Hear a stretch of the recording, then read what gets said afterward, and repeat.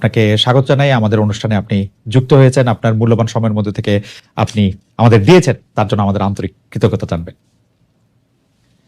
আপনাকে অনেক ধন্যবাদ।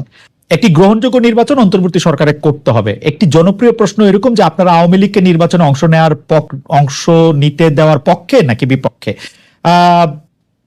আওয়ামী লীগ আপনাদের কোনো রাজনৈতিক স্পেস না নিলেও আপনি আওয়ামী লীগের নাম উল্লেখ না করে কোনো ধরনের জুলুম না করার কথা ঘোষণা দিয়েছেন। অনেকে বলেছেন যে এই ঘোষণা না দেওয়ার কে আপনি, এই প্রসঙ্গেও যদি একটু আপনি বলেন। না, এই ঘোষণা দেওয়ার কে প্রশ্ন করেছে? জি, আসলে আমি আওয়ামী লীগের নাম নেই নাই, আর আওয়ামী লীগকেও আমি ইন্ডিকেট করি। শুধু আওয়ামী লীগ আমাদের উপরে জুলুম করে নাই, আরো অনেক পক্ষ আমাদের উপরে জুলুম করেছে। দল হিসাবে আমাদের উপরে যে জুলুমটা করা হয়েছে, যেমন ধরেন আমাদের নিবন্ধন কেড়ে নেওয়া হয়েছে, আমাদের প্রতীক কেড়ে নেওয়া হয়েছে, আমাদের অফিসগুলা সিলগালা করা হয়েছে, আমাদের শেষ পর্যন্ত তারা দিশাহারা হয়ে আমাদের নিষিদ্ধ ঘোষণা। এই যে কাজগুলা দলের উপরে যে জুলুম করেছে, আমরা বলছি যে এটা প্রতিশোধ আমরা নেব। কারণ প্রতিহিংসার জন্ম নেই। আর প্রতিশোধ যখনই নিতে যাব তখন আইন হাতে তুলে নেওয়া। আমরা আইন হাতে নেওয়ার ব্যাপারে আমরা বিশ্বাসী না। কিন্তু সাথে সাথে এই কথাটা আমরা বলেছি যে ভিকটিম এবং ভিকটিম ফ্যামিলি যদি আইনের আশ্রয় নেয়, এটা তাদের রাইট ন্যায় বিচার পাওয়া, তাহলে আমরা তাদেরকে সর্বাত্মক সহযোগিতা করবো। আমরা স্ট্যান্ড থেকে সরিনি, আমাদের স্ট্যান্ড আছে। এখানে আওয়ামী লীগের নামও নেওয়া হয়নি, আওয়ামী লীগকে ইন্ডিকেটও করা হয়নি। এটা ছিল একটা সামগ্রিক বক্তব্য। আমার এই বক্তব্যটাকে টুইস্ট করা হয়েছে যে জামাতের আমির আওয়ামী লীগকে ক্ষমা করে দিয়েছেন এবং সাধারণ ক্ষমা ঘোষণা করেছেন।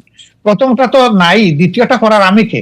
একটা রাষ্ট্রের সাধারণ ঘোষণা করার একমাত্র ব্যক্তি হচ্ছেন রাষ্ট্রপ্রধান, যিনি অর্থাৎ প্রেসিডেন্ট। তিনি ছাড়া প্রধানমন্ত্রী এটা পারে না, আর কেউই পারে না। আমি কে এটা করার? আমার তো কোনো অধিকার নাই। বরঞ্চ আমরা বারবার বলে আসছি যে যাদের উপরে জুলুম হয়েছে, যারা ক্ষতিগ্রস্ত হয়েছে, নিহত আহত গুম হয়েছে, তার সম্পদ হারা হয়েছে, চাকরি হারা হয়েছে, তারা অবশ্যই মামলা করবে এবং তাদেরকে আমরা সঙ্গত সহযোগিতা।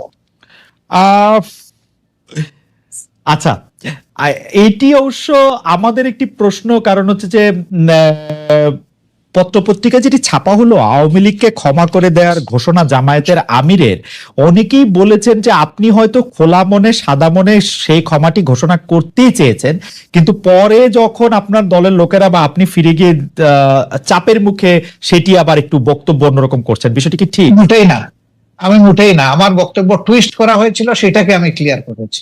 কোনো চাপও ছিল না আমার উপরে, এবং আমি এখানে কোনো হীনমন্যতায় ভুগিনি। আমি যা ভালো মনে করেছি, খোলা মনে সেটি বলেছি। আচ্ছা, আরেকটি প্রশ্ন আসতে চাই, সেটা হচ্ছে বৈষম্য বিরোধী যে ছাত্র আন্দোলনের যে রাজনৈতিক প্ল্যাটফর্ম, সেটি নিয়ে আমি সরি একটু আপনাকে ইন্টারাপ্ট করবো।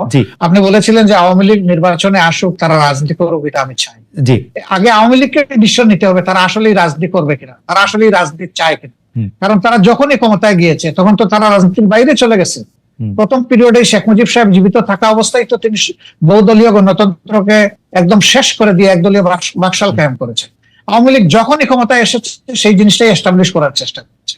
এবারও তারা কিন্তু সে পথেই হাঁটছিল, এবং তাদের নেতারা বলতেন যে আমরা বাকশালের চেতনা অন্তরে ধারণ করি। সাংঘাতিক কথা। বাকশালের চেতনা যদি ধারণ করেন তো আওয়ামী লীগের নামে রাজনীতি করেন কেন? তাইলে তো তাদের সাহস করে বাকশালের নামেই রাজনীতি করতেন, দেখতেন যে জনগণ তাদেরকে কিভাবে রিসিভ করে। সেটা তো তারা করেননি। এই জন্য আওয়ামী লীগ আদৌ রাজনীতি করবে নাকি ফ্যাসিজম করবে, আগে আওয়ামী লীগ ডিসিশন নেন। আচ্ছা, এই প্রসঙ্গে আমি একটু জানতে চাই, 96 সালে যখন বিএনপির বিরুদ্ধে আপনারা তত্ত্বাবধায়ক সরকার কায়েম করার জন্য আন্দোলন করছিলেন, তখন কি আওয়ামী লীগের সাথে আপনারা জোটবদ্ধ হয়ে রাজনীতি করেছিলেন? না না, আমরা কোনো জোট গঠন করিনি। তবে মাঝে মধ্যে তাদের সাথে আমাদের যৌথ সভা হয়েছে, কিন্তু কোনো জোট আমরা করিনি। আর সেই ইস্যুটাও দেখেন, সেটা ছিল কেয়ারটেকারের ইস্যু। আগামীতে যদি আরো একটি যৌক্তিক ইস্যু আপনাদের সামনে আসে, আপনারা আওয়ামী লীগকে সাথে নিয়ে এরকম করবেন কিনা? না, আমরা আওয়ামী লীগকে সাথে নেইনি। আওয়ামী লীগ আমাদের ইস্যুতে এসে পরে শরিক হয়েছে, এবং শরিক হইতে গিয়ে তারা আমাদের ইস্যু হাইজ্যাক করতে চাইলেন। স্বয়ং শেখ হাসিনা বলে ফেললেন যে এটা তার মানুষ, মানে তার ব্রেইনের প্রোডাক্ট, ব্রেইন চাইল্ড এই কেয়ারটেকার সরকার। মানুষ হাসলো এটা নিয়ে, যে এর 2 বছর আগে জামাতে ইসলামের পক্ষ থেকে Abbas Ali Khan on behalf of professor Golam Azam, তিনি কিন্তু এই কেয়ারটেকারের ফর্মুলা জাতির সামনে উত্থাপন করেছিলেন একটা জনসভার মাধ্যমে। আওয়ামী লীগ 2 বছর পরে এসে বলে যে এটা তাদের আবেগ। আমরা হাসলাম। আওয়ামী লীগের এইরকম ক্রেডিট হাইজ্যাক করার আরো বহু ইতিহাস আছে, সেটা বলতে গেলে অনেক সময় লাগবে। আমরা দর্শকদের যে প্রশ্ন করেছিলাম সেটি আসলে আপনি এখন মিস ইন্টারপ্রিটেশন বলছেন, সেই মিস ইন্টারপ্রিটেশন থেকে আমরা দর্শকদের কাছে প্রশ্ন করেছিলাম যে আওয়ামী লীগ সরকারের জুলুম সম্প্রতি দল হিসাবে ক্ষমা করার ঘোষণা দিয়েছে বাংলাদেশ জামাত ইসলামী। জামায়াতের অবস্থান সঠিক বলে মনে করেন কিনা? শতকরা 73% দর্শক মনে করছেন যে না, এটি সঠিক নয়। শতকরা 27% দর্শক মনে করছেন যে কিন্তু আপনার প্রশ্ন, আমি যদি বলি বিনয়ের সাথে যে আপনার প্রশ্নটাই তো সঠিক হয় না, সেটি তো আমরা আপনার বক্তব্যে পরিষ্কার হলাম যে আমাদের প্রশ্ন সঠিক হয় নাই।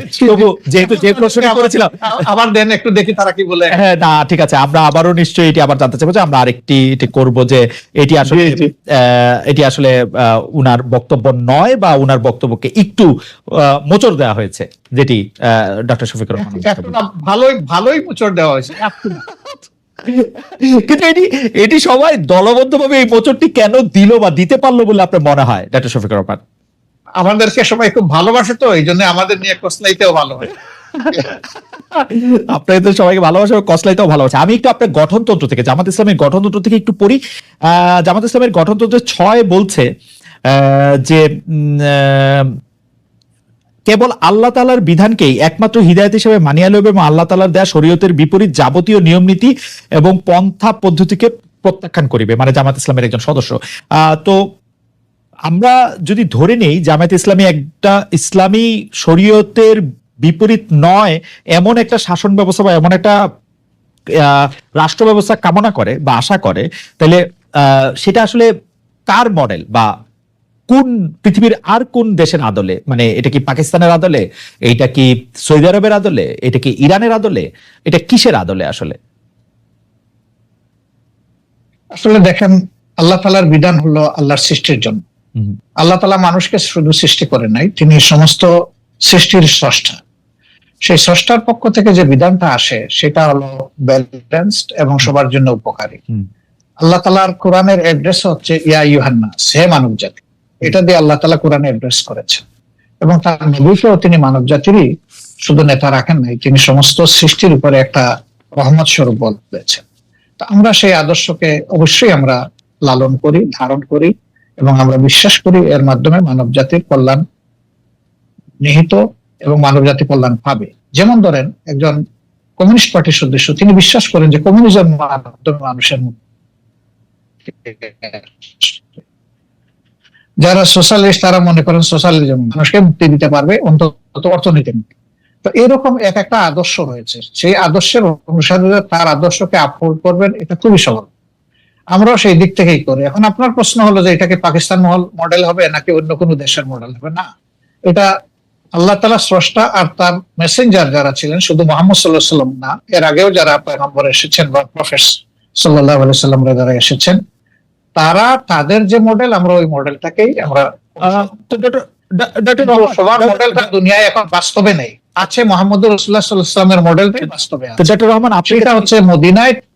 জি ডক্টর রহমান, আমি একটু শেষ করি। জি জি, মদিনা কেন্দ্রিক যে শাসন ব্যবস্থা ছিল, সেই শাসন ব্যবস্থায় সকল দল ধর্মের মানুষের নিরাপত্তা সকল দিক থেকে, তার জানের মালের ইজ্জতের নিরাপত্তা নিশ্চিত হয়েছিল। তা আমরা সেই মডেলটাকেই মনে করি উপকারী মডেল।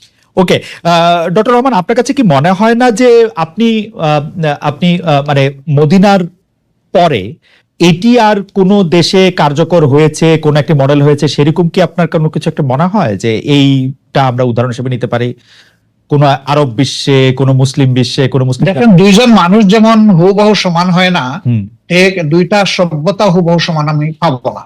হয় হচ্ছে উন্নত হবে, না হয় একটু অবনত হবে।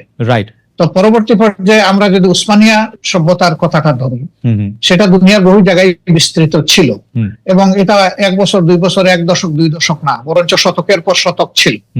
সেখানে মুসলমানরা সংখ্যালঘিষ্ঠ ছিল, বিভিন্ন দেশ যেগুলো শাসন করেছে, এখন তার স্মৃতি পাথরগুলা রয়ে গেছে দুনিয়ার বিভিন্ন জায়গায়। তো তারা সেদিন যে নৈতিকতার বলে শাসন করেছিলেন, মানুষকে সুশাসন উপহার দিয়েছিলেন, এই জন্য মানুষও তাদেরকে এইভাবে মেনে নিয়েছিল। শুধুমাত্র তলোয়ার আর বন্দুকের জুড়ে কিন্তু তাদের এই বিস্তৃতি ঘটেনি, ঘটেছিল তাদের গুণাবলীর কারণ, এবং সেই গুণাবলী তারা কোরআন সুন্নাহর গুণাবলী ধারণ করেছেন বলেই বিশ্বকে তারা শান্তির দিকে নিয়ে যেতে পেরেছিলেন এবং মানুষও তাদেরকে আনন্দ চিত্তে। কোরআন যুগের ব্যবধানে সেখানে যখন পরিবর্তন বা বিকৃতি আসলো, তখনই মানুষও ক্ষতিগ্রস্ত হলো, এই শাসন ব্যবস্থাও ক্ষতিগ্রস্ত। কোরআন সুন্নাহর গুণাবলীর কথা আপনি বলছিলেন, কিন্তু আমরা কিন্তু বাংলাদেশে দেখতে পাই আপনারাই একমাত্র ইসলামিক দল নন, আরো অনেক ইসলামিক আদর্শের প্রতিষ্ঠান রয়েছে, দল রয়েছে, মতবাদ রয়েছে, তাদের কেউ কেউ সাথে আপনাদের বিরোধ রয়েছে। আমরা কি করে বুঝবো যে জামাতে ইসলামী প্রকৃত কোরআন বা রসুলের দেওয়া শরীয়তের অনুসারী? সেটা আমরা কিভাবে নিশ্চিত হব? কারণ এরকম অনেকে আছে যারা খালেদ মহিউদ্দিন, আপনি দেখেন জি যে আপনার ঘরে কিন্তু, জি বলেন, আপনার পরিবারে আপনি একমাত্র সদস্য নন, রাইট? আমি আশা করছি যে সেখানে আপনার মিসেস আছেন, আপনার ছেলেমেয়েরা আছে, এই 4-5 যারা আছে তাদের মত কিন্তু সব ব্যাপারে যে এক হয়ে যায় বিষয়টা এমন না, কিন্তু তারপরে পরিবার কিন্তু চলে, পরিবার কিন্তু ভেঙে যায় না। মতের ভিন্নতা থাকবে, এটাও একটা সৌন্দর্য, এবং ভিন্নতা যখন থাকে তখন অনেক কিছু ডাইভার্সিটি চিন্তা করার সুযোগ থাকে। আমাদের মধ্যেও সেই রকম ভিন্নতা আছে, এটা সকল ধর্মেই আছে, এই ভিন্নতা সকল ধর্মে আছে। আচ্ছা, এটাকে বড় কোনো ম্যাটার হিসাবে আমরা দেখি না। তবে যারা ট্রুলি মানে ইসলামের ফলোয়ার, তারা এক কোরআন মানেন, এক আল্লাহ মানেন, এক রসুল মানেন, এই 3 জায়গায় তাদের কোনো মানে দ্বিমত নেই। সুতরাং মতের মূল জায়গাটা ঠিক আছে, বাকি জায়গাগুলা খুঁটিনাটি একটু এদিক সেদিক হতেই পারে, এটা কোনো বড় ব্যাপার। ইসলামের ডেমোক্রেসি জায়গাটা কেমন? মানে ইসলাম কি, আপনি মদিনার কথা বলছিলেন, আমাদের রসুল সাল্লাল্লাহু আলাইহি ওয়াসাল্লাম বা তার পরে যেসব খলিফা অন্তত 4-5 যেভাবে নির্বাচিত হয়েছিলেন বা যেভাবে ইয়েতে বসছিলেন, সেটি কি গণতান্ত্রিক উপায়ে নির্বাচিত হয়েছিলেন তারা? অবশ্যই, অবশ্যই। তারা তখন যারা মানে সমাজে মতামত দেওয়ার মতো সেই পর্যায়ের লোক ছিলেন, তাদের সকলকে নিয়ে তারা বসেছেন মসজিদে নববীতে অথবা অন্য কোন জায়গায় বসে, তাদের অধিকাংশের মতের ভিত্তিতেই অ্যাপয়েন্টমেন্ট গুলো হয়েছে। আপনি তাই মনে করছেন? তাই মনে করছেন, এটাই ফ্যাক্ট, এটাই হিস্ট্রি। তারপরে যখন আব্বাসীয় উমাইয়া বা ওসমানিয়ারা, দেখেন আমাদের দেশে, জি না সেটা তো আমি খেলাফতে নিচ্ছি না, আমি খেলাফতের যুগটা বলতেছি। এরপরে ধরেন যখন হলো, এই খলিফা যখন কেউ হয়ে গেলেন, তিনি কিন্তু অ্যাবাভ অল ইন অল হইতে পারলেন না। এই ধরনের বহু ঘটনা আছে, আমি এখন কথা লম্বা হবে সেই উদাহরণ আমি দিচ্ছি না, বহু ঘটনা। মানুষ সেখানে হাইলি ডেমোক্রেটিক রাইট এক্সারসাইজ করেছে, আলহামদুলিল্লাহ। আচ্ছা, এটা যদি আমি বাংলাদেশের ক্ষেত্রে এইটাকে একটু বলি, যে আপনাদের গঠনতন্ত্রে ইসলাম প্রচার, ইসলামের দাওয়াত, ব্যক্তি জীবনে ইসলাম চর্চার বিষয়টি নিয়ে বারবার বলা হয়েছে। এক্ষেত্রে বাংলাদেশের অমুসলিম নাগরিকদের জন্য বা যারা ইসলাম বিশ্বাস করবে না তাদের জন্য জামাতে ইসলামী রাজনীতি করার সুযোগটা আপনি কেমন দেখেন? আদৌ কোনো সুযোগ আছে কিনা? আমি পড়ছিলাম গঠনতন্ত্র, সেখানে আমি দেখতে পাচ্ছিলাম যে তারা সকল কিছু মেনে নিলে বড়জোর সহযোগী সদস্য হতে পারবেন। এটা বাংলাদেশের সংবিধানের সাথে সাংঘর্ষিক হবে না? বাংলাদেশের সংবিধান বলছে সবার জন্য অধিকার সমান হবে, কিন্তু আপনারা বলছেন যে মানে তারা আসলে একটা নির্দিষ্ট পর্যায় পর্যন্ত শুধু যেতে পারবে। এইটাকে আপনি একটু সাংঘর্ষিক মনে করেন? এটা আপনার একটা ভাইটাল কোয়েশ্চেন, অবশ্যই গুরুত্বপূর্ণ প্রশ্ন। দেখেন, আমরা তো কাউকে ইম্পোজ করবো না, আমাদের আদর্শতা গ্রহণ করতে এবং দলে আসতে আমরা ইম্পোজ করবো না, কিন্তু দলের দরজা তাদের জন্য বন্ধ করা যাবে, আমরা দরজা খোলা রেখেছি।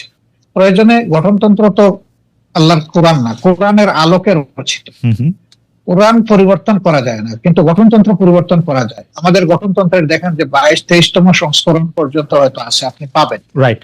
তার মানে কি? তার মানে হলো আগের যে জিনিসটা আমরা মনে করেছি পরিবর্তন করা দরকার, মূলনীতি ঠিক রেখে যুগের চাহিদাকে অ্যাড্রেস করা দরকার, সেটা আমরা করেছি, হবে, সবগুলাই হবে, অ্যাকোমোডেশন হবে, কোনো সমস্যা হবে না ইনশাআল্লাহ। এই প্রসঙ্গে প্রশ্নটা করে ফেলি যে আমরা আপনাদের গঠনতন্ত্রে যেরকম পড়তে পারছি যে 33% 2020 সালের মধ্যে নারী সদস্য সম্পৃক্ত হওয়ার কথা, সেটা হয়েছে কিনা? নারী নেতৃত্বের দিক বিবেচনা করলে নারীরা জামায়াতের কোন পদ পর্যন্ত যেতে পারবেন? এটি 1 নম্বর প্রশ্ন।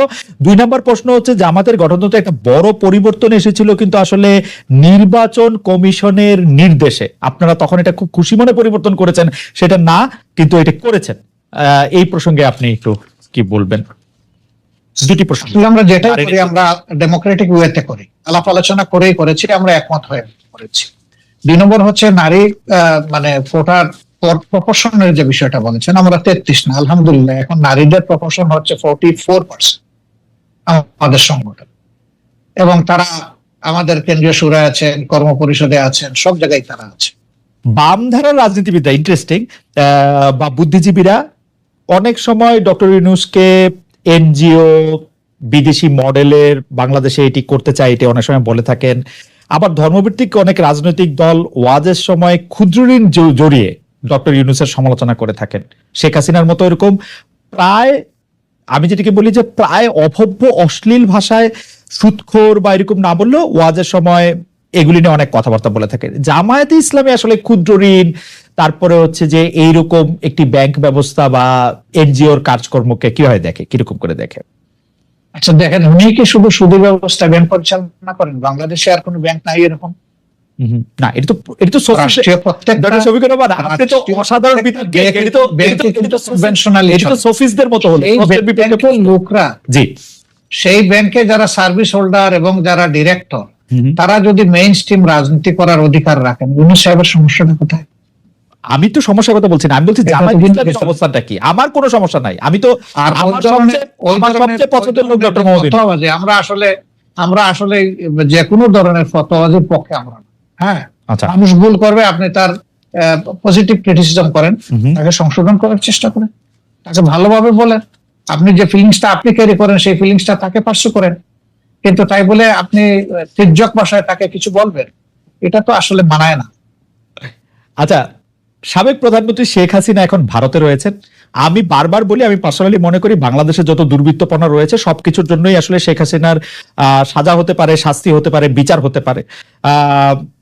কিন্তু মোদী সরকারের সঙ্গে আমরা দেখতে পাচ্ছি যে ডক্টর ইউনূস সরকারের সম্পর্কে ঘনিষ্ঠতা নেই যতটা ছিল হচ্ছে শেখ হাসিনা সরকারের সঙ্গে তার ঘনিষ্ঠতা। বাংলাদেশের অনেকের দাবি শেখ হাসিনাকে বাংলাদেশে ফিরিয়ে এনে তাকে আসলে বিচারের মুখোমুখি করতে হবে। ডক্টর ইউনূস সরকারের সঙ্গে আমরা বরং পাকিস্তানের ঘনিষ্ঠতা বাড়ার লক্ষণ আমরা দেখতে পাচ্ছি। কিন্তু সম্প্রতি আপনারা অর্থাৎ জামায়াতে ইসলামী ভারতের সঙ্গে বন্ধুত্ব করার আগ্রহ দেখিয়েছেন। ভারত কি কোনো সাড়া দিয়েছে, নাকি এই বন্ধুত্ব করার আগ্রহটা নিয়ে একটু আপনার কাছে শুনতে চাই যে এটা আসলে কিরকম? অনেক ধন্যবাদ আপনাকে। বাংলাদেশের সংবিধানে আপনি আইন নম্বরের একজন মানুষ ছিলেন এবং আপনার ভালো করে জানা আছে, আমাদের সংবিধানে পরিষ্কার লেখা আছে যে বিশ্বের সবগুলা শান্তিকামী গণতান্ত্রিক দেশের সাথে আমাদের বন্ধুত্বপূর্ণ সম্পর্ক থাকবে। এটা শুধু ভারতকে আলাদাভাবে বলা হয়নি, কিন্তু ভারত আমাদের নিকটতম প্রতিবেশী, বৃহৎ প্রতিবেশী। আমি তাদের সাইজ সংখ্যার দিক থেকে বলছি না, আমাদের সাথে তাদের বর্ডার তা সবচেয়ে বেশি। অল্প একটু আছে মায়ানমার, বাকিটা আমাদের ব্যাপার। তো এই জায়গায় আমার প্রতিবেশী তো আমি বদলাতে পারবো না, যে কথাটা আমি সবসময় বলি, প্রতিবেশী তো আমার প্রতিবেশী থাকবে। প্রতিবেশী যদি শান্তিতে থাকে আমিও শান্তিতে থাকবো, আমি যদি অশান্তিতে পড়ে যাই আমার প্রতিবেশীও শান্তিতে থাকতে পারবে না। আমরা কেন অশান্তির দিকে যাব? উভয় প্রতিবেশী আমরা পরস্পর মিউচুয়াল রেসপেক্ট এবং ইকুয়ালিটির ভিত্তিতে যদি আমাদের কূটনীতিকে, পারস্পরিক সম্পর্ককে, দুই দেশের স্বার্থ সংশ্লিষ্ট বিষয়টাকে যদি আমরা শুরু বেছে নেই, এটা উভয়ের জন্য ভালো। সেই দৃষ্টিকোণ থেকে আমি আলাদা করে ভারতের কথা বলিনি, আমি সবার কথাই বলেছি।